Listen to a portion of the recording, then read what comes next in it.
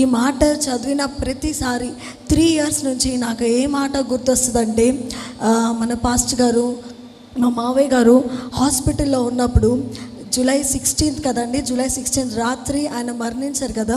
So afternoon or something, మధ్యాహ్నం or something ఆయన ఇంట్లో వాళ్ళందరి గురించి అడుగుతూ ఉన్నారు, హెవెన్ ఎలా ఉంది. అది అడిగిన తర్వాత ఆయనకి మాటలు, అప్పటికి ఆయన మాట్లాడలేకపోతున్నారు. ఆయనకి అది పెట్టడం వలన he was not able to talk. ఆయన ఒక నోట్ మీద రాసి మా అత్తయ్యతో చూపించారు.